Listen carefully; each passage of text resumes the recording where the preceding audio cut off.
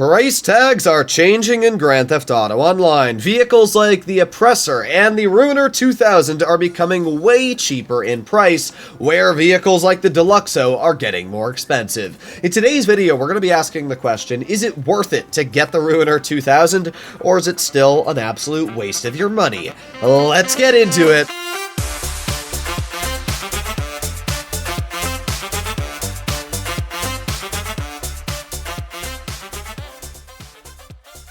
The price tag of the Ruiner 2000 is going from a total of $5.75 million to $3.75 million. That is shaving 2 million buckaroonies off of its total price tag. That's actually a pretty solid discount. Unfortunately, it's still a very expensive vehicle for really what it is. To own the Ruiner 2000, you need to purchase a vehicle warehouse, which is going to drop you down an additional $1.5 million. So getting your hands on this vehicle is still going to cost you about $5 million just to even start upgrading it. Also added to the fact you cannot store the Ruiner 2000 in your own garage, yeah, that's a bit of a downside. When we compare that to a vehicle like the Oppressor, which is going to be sitting at a much cheaper price tag of $2.75 million, or the Deluxo, which is gaining $1 million on its price tag to sit at $3.5 to now $4.5 million. Well, the Deluxo, yes, cost more money to purchase now. However, the Deluxo, you just need to do a heist, and then you get your hands on the purchase for this vehicle at discount priced. And it's a pretty easy heist to do. If you have any friends or join my Discord, find anybody that has the Doomsday Heist setups ready, or it's not the Doomsday Heist, it's the first setup for the Doomsday Heists. But either way, if you do the first heist, you're going to unlock the trade price for the Deluxo. It's very easy to do. It's a lot easier than getting yourself a warehouse for $1.5 million and then upgrading the vehicle. It's just not worth it, at least in my opinion. So, yeah, the Ruiner 2000 already is about the same price as the Deluxo, and it's about double the price of what the Oppressor is going to be. However, I will say, to get the Oppressor upgraded, because it is a gun-running vehicle, you need to complete bunker research. So if you're a newer player, bunker research, unlike money, is something that you cannot really speed up. It's an absolutely painful process that takes absolutely forever to complete. So let's talk about the special abilities that the Ruiner 2000 has, what makes it a unique vehicle, and why you still might like it in 2023. First of all, its capabilities. Well, it's got a jump. We can see that jump right here. I've got a jump and a parachute. And the parachute's cool. I mean, if you actually use the car and you reverse like this, and then you back the vehicle up towards the pavement when you reverse it, you can get a pretty decent amount of air with your jump. And this vehicle has a very impressive amount of distance it can glide. In fact, if you were to jump from Mount Chiliad, you can make it easily over towards the city, heck, even probably over to the airport with the Ruiner 2000. That is really impressive, but it takes about 15 minutes of your life to do it, which is also completely pointless, and you should never ever do it after the first time you complete it. The Ruiner 2000 was one of the first special mechanic cars added into the game. This was added into the game before vehicles like the Deluxo even had a thought of existing, before the Oppressor, before the Oppressor Mark II. This was way before the gun running update or even the bunker existed in the game. So it makes sense that the Ruiner 2000 existed with the capabilities that it carries. The problem is that, oh, we almost crashed there. The problem is that nowadays Rockstar's added so many more vehicles into the game that have so many special abilities, it just kind of phases the Ruiner out. For example, you cannot store this vehicle in your own garage, which sucks. I don't know why Rockstar hasn't made it so that you can.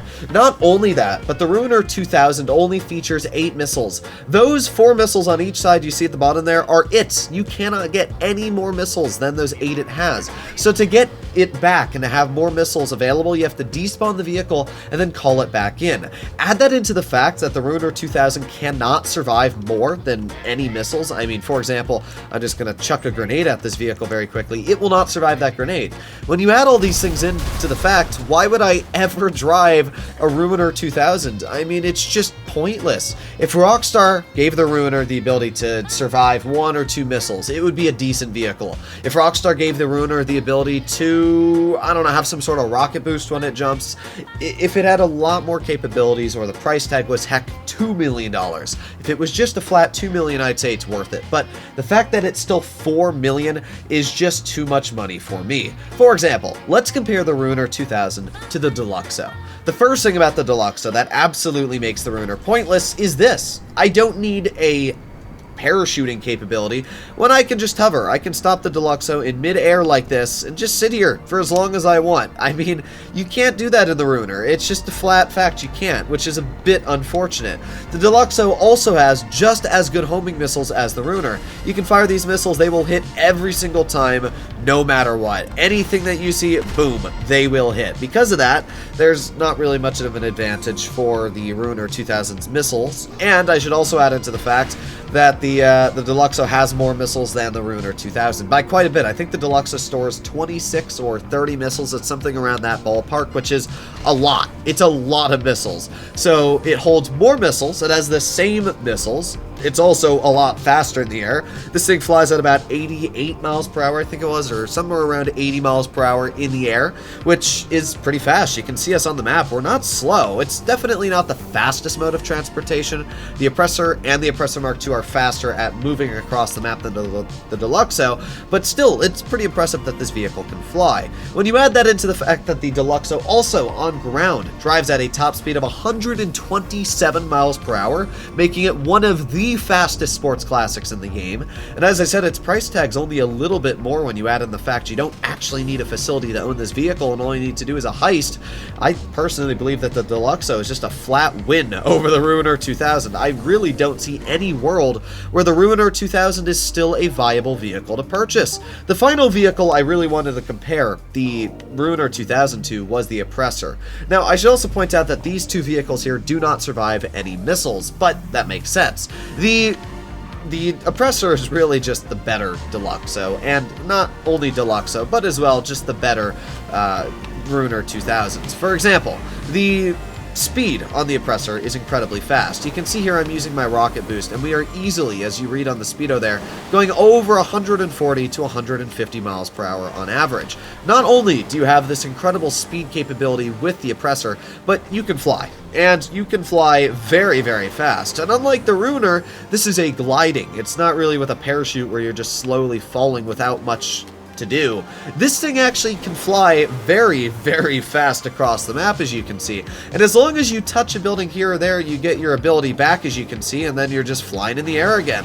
Because of that, the Oppressor just is flat better than the Ruiner, because now you're not just trying to glide as long as possible. You're actually basically staying in the air for as long as you want. I mean, heck, I could probably get to the top of that building over there. You could never, ever do that with a Ruiner 2000. It would be physically impossible. So, oh god, oh, well, that's the end of me. Oh wait, no, we have a parachute. But yeah, seriously, when you first of all take a look at those first things I've just talked about, there's not much of a reason to own the Ruiner 2000. And this is the only thing that I'm a bit disappointed about when it comes to Rockstar. They're trying to change the price tags of vehicles to make them better for people, and they really didn't make the price tags a lot better. When you take a look at all the price tags changed, the majority of price tags just went up. And I don't have a problem with Rockstar inflating the economy because it's a lot easier to make money in GTA nowadays, but I just don't get why some of the older vehicles that definitely should be a lot cheaper aren't competitively priced with some of their newer counterparts that are just flat better. Especially when we take a look at this, the Ocelot Stromberg. The Stromberg currently sits at a price tag of $2.4 million with the trade price. If you do get the trade price unlocked, and you have next week when Rockstar adjusts the price tags, the Ocelot Stromberg is going to go down about $700,000, which means that this vehicle is going to cost around $1.7 to $1.6 million to get your hands on. That is it. $1.7 million to get your hands on the Ocelot Stromberg. And now this is a vehicle that is a very, very good deal. I'm probably going to have a video alone just on the Stromberg talking about why it is such an absolutely fantastic purchase. First of all, the Stromberg has a lot of missiles, and these missiles are just as deadly. Well, we unfortunately hit that car there, but these missiles are just as deadly as the Ruiner 2000's missiles and the Deluxos, and you can absolutely spam these missiles. The crazy thing about the Stromberg is it actually comes with the missiles equipped on the vehicle when you purchase it, which means you do not need a weaponized workshop to upgrade this vehicle. You just need to purchase the vehicle, and it literally comes with the missiles. That is absolutely insane. The Stromberg also features one of the best machine guns slash miniguns in the game for a mounted car machine gun. For example, watch it how quick I blow up vehicles in front of me. That is absolutely insane. People do not realize how capable the machine guns are on the Stromberg. They are absolutely devastating. Essentially what Rockstar did is they put miniguns on the front of this vehicle because that is how much damage they're able to do. Because of that, the Stromberg is absolutely devastating. The final part about the Stromberg is that it... Oh, God. Well, it's a pretty good example right there. The final part about the Stromberg is that it can survive 2 explosions. That is insane. It can survive 2 explosions. So the Stromberg has the ability to survive 2 explosions. It's fast. It's not only the cheapest of all right now, basically the weaponized vehicles in the game, but it also comes fully equipped with the missiles.